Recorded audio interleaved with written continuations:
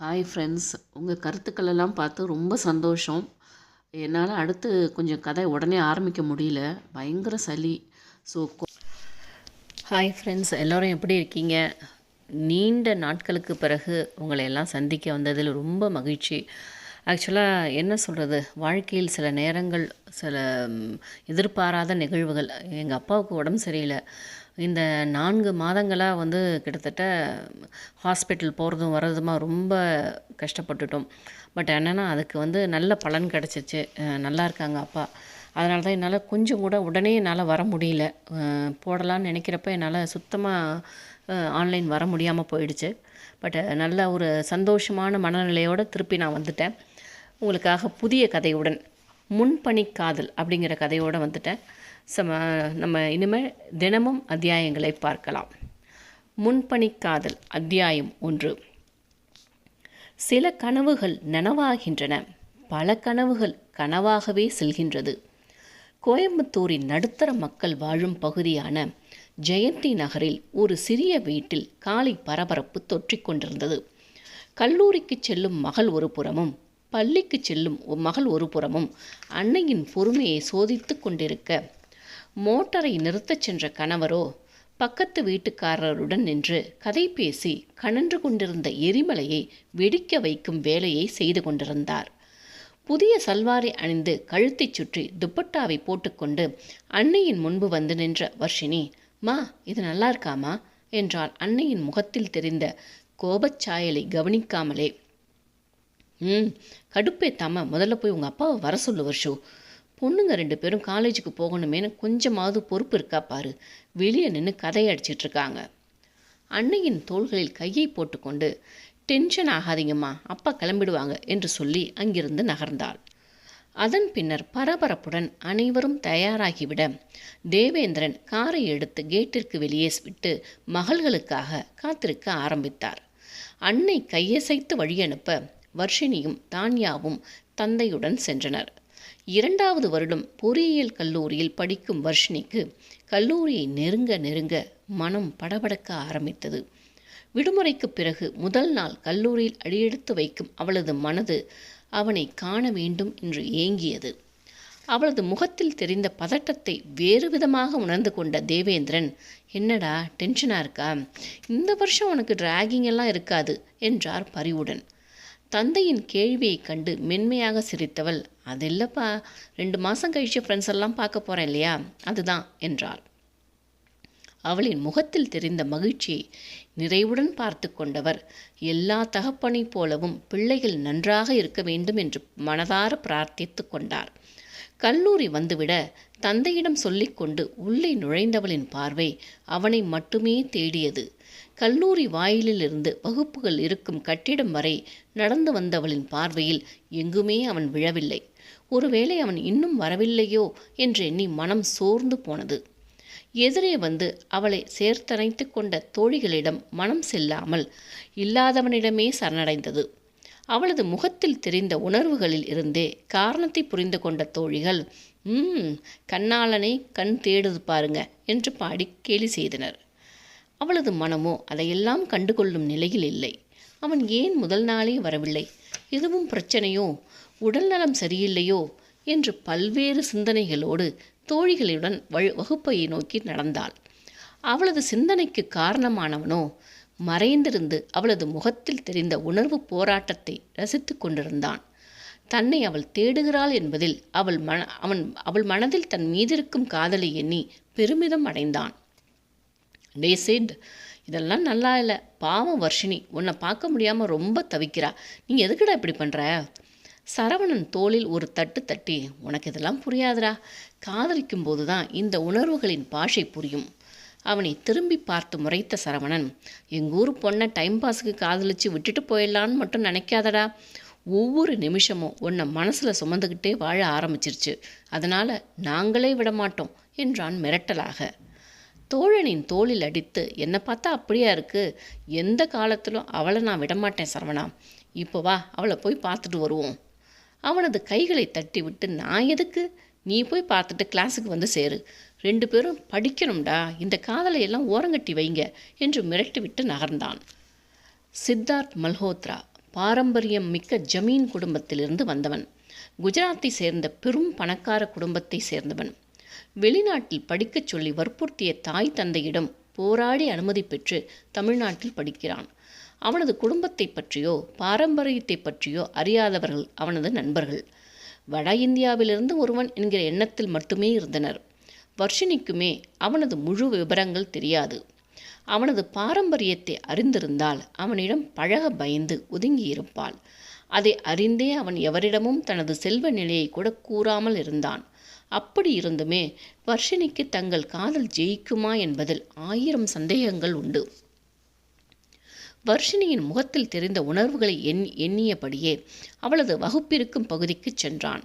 6 அடி உயரமும் காஷ்மீர் ஆப்பிள் போன்ற நிறத்தோடும் கட்டுமஸ்தான ஹீரோ போன்று இருப்பவனை அந்த கல்லூரியே காதலித்தது. அவனது பார்வை திரும்பாதா என்கிற ஏக்கத்தோடு பல விழிகள் தீண்டிச் சென்றது. கல்லூரியில் பலருக்கு வர்ஷினியின் மீது அத்தனை பொறாமை.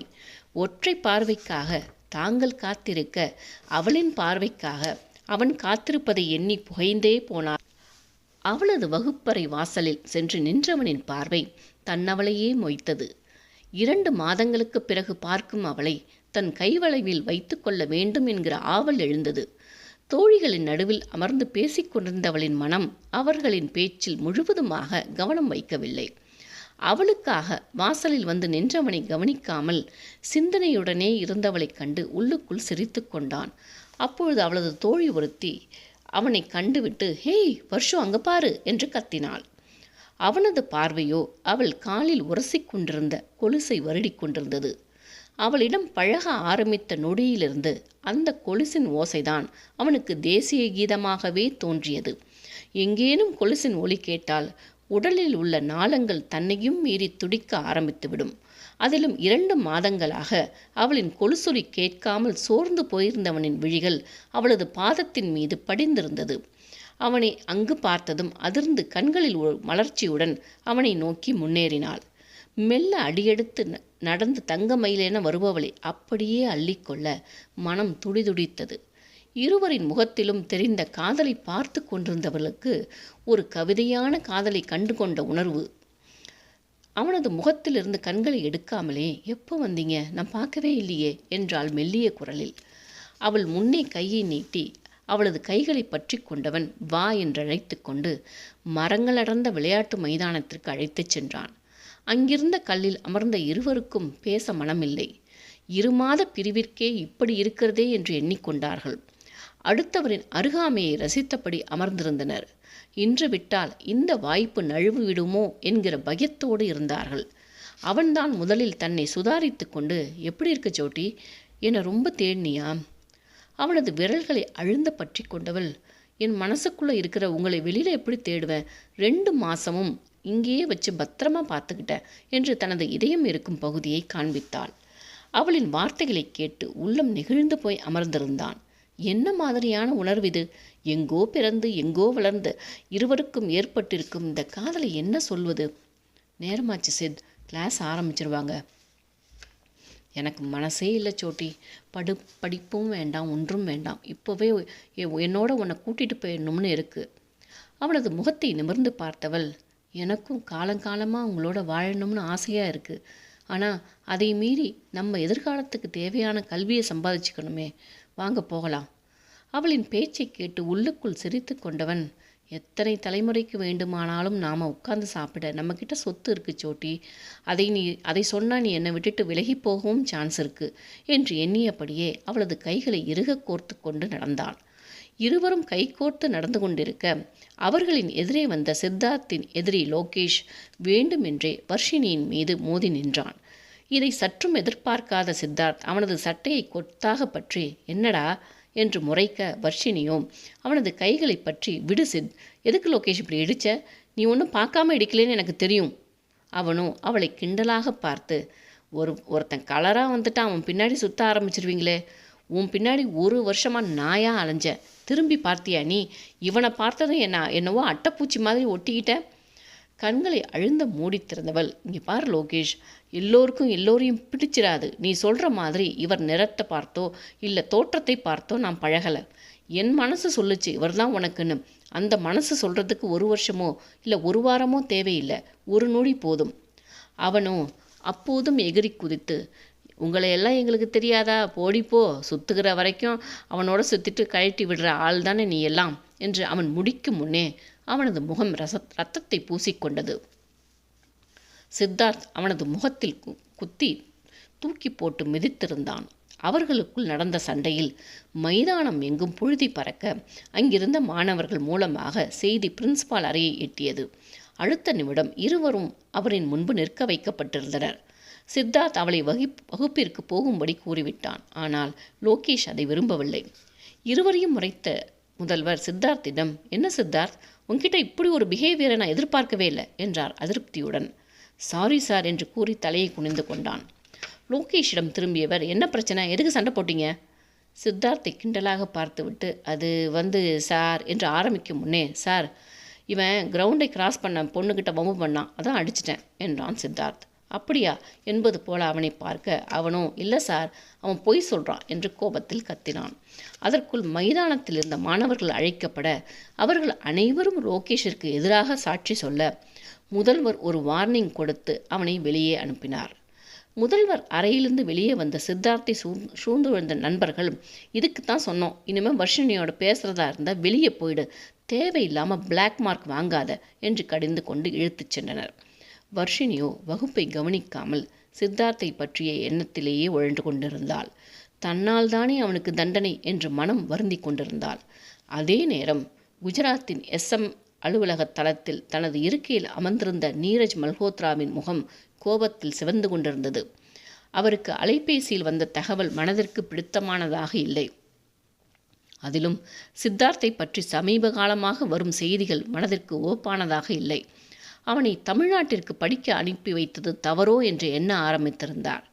தன் முன்னே நின்றிருந்த மேனேஜரிடம், கேஷவ், எனக்கு லாஸ்ட் இயர் சித்தார்த் அந்த காலேஜில் ஜாயின் செய்ததிலிருந்து நடந்தவை ஃபுல்லாக ரிப்போர்ட் வேணும்.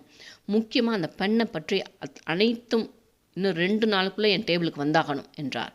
ஷியோர் சார் என்று கூறிவிட்டு நகர்ந்ததும் இருக்கையில் நன்றாக சாய்ந்து அமர்ந்திருந்தவரின் கண்களில் அவரின் அன்னையின் முகம் வந்து போனது. சிறிது நேரம் அப்படியே அமர்ந்திருந்தவர், சீக்கிரம் சித்துவை இங்கே கொண்டு வந்தாகணும் என்று முடிவெடுத்து கொண்டார்.